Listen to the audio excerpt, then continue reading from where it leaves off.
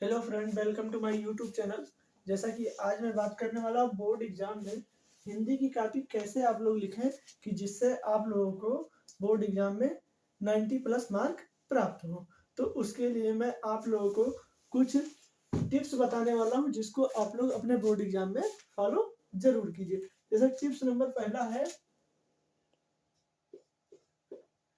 साफ सफाई पर विशेष ध्यान दें।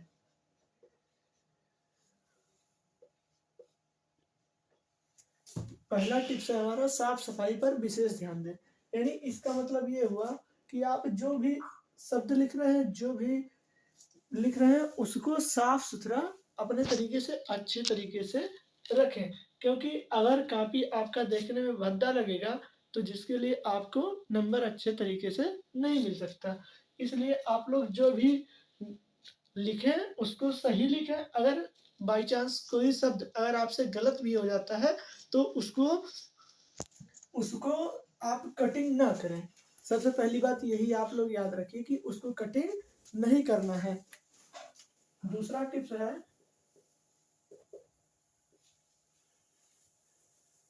अक्षरों के बीच पर्याप्त स्थान रखें।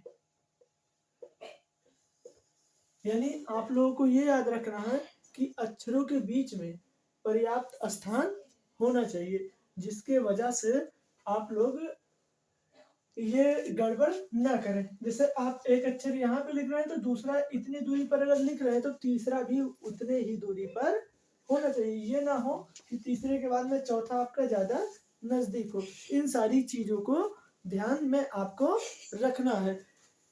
अब देखो तीसरा पॉइंट हमारा है, तीसरा पॉइंट है कॉपी की सजावट पर ध्यान दें। कॉपी की सजावट पर क्या दें? ध्यान दें। यानी आप लोग ये याद रखिएगा कि एक अहम भूमिका आपका ये भी निभाता है।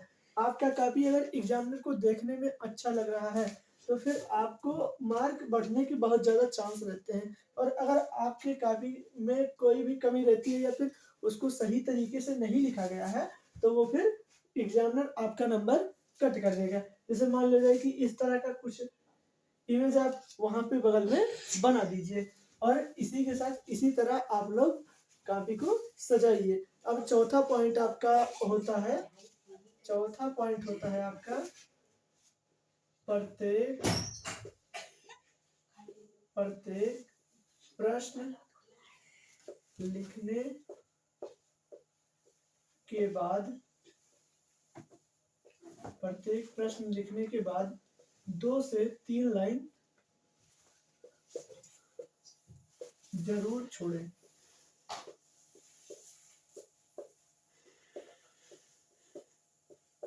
यानी आपको कोई भी प्रश्न लिखना है तो उसका आंसर अगर आप लोग लिख रहे हैं तो उसको 2 से 3 लाइन छोड़ दीजिए, फिर उसके बाद में अगला प्रश्न उत्तर आप चालू कीजिए। यानी अगर ध्यान दें तो एक प्रश्न हमारा यहाँ से यहाँ तक की दूरी में कंप्लीट हुआ तो उसके बाद में 2 से 3 लाइन आप लोग देख लीजिए, फिर उसके नीचे सेकंड वाला आप स्टार्ट कीजिए। और आपका अब लास्ट है, लास्ट टिप्स हेडिंग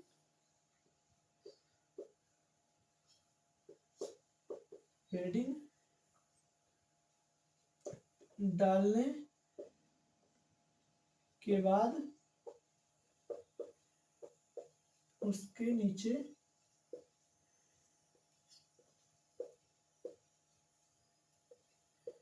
अंडरलाइन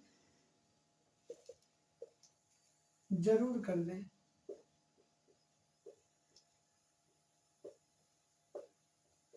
ये हमारा पांचवा और लास्ट टिप्स है कि हेडिंग अगर आप डाल रहे हैं तो उसके नीचे अंडरलाइन जरूर करिए कि जैसे एग्जामिनर को पहले से ही पता चल जाए कि आप कुछ अलग लिख रहे हैं। अगर जैसे मान लीजिए आप जीवन परिचय लिख रहे हैं, तो जो भी लेखक का जन्म स्थान है उसको ब्लैक पेन से लिखिए, कि ताकि एग्जामिनर को देखने में ये लगे कि हाँ ये बच्चा या ये बच्ची सबसे अलग है, सबसे प्रमुख है। यानी हमारा ध्यान इस तरह होना चाहिए कि उसको अपने तरफ आकर्षित करें ब्लैक पेन से, या फिर उसको इन्वर्टेड कामा के अकॉर्डिंग लिख सकते हैं। और रही बात, आज का ये कुछ टिप्स हमारे तरफ से आप लोगों के लिए था। और आज से या फिर आज से ना कह के कल से 8 बजे आप लोगों की इसी पर 35 से 40 मिनट की लाइव क्लास मैथ की होगी, जिसमें मैं पहले चैप्टर से लेके और लास्ट चैप्टर तक सारा इसी 1 से 1.5 महीने के अंदर आपका पूरा रिवीजन करा दूंगा, जिसके अकॉर्डिंग आपका तैयारी और ज़्यादा अच्छे तरीके से हो जाए और मैथ में अच्छा मार्क ला पाओ। अगर इसी तरह के हेल्पफुल वीडियो चाहिए तो हमारे चैनल को सब्सक्राइब तथा वीडियो को लाइक शेयर कमेंट जरूर कीजिए। मिलते हैं अगले वीडियो में।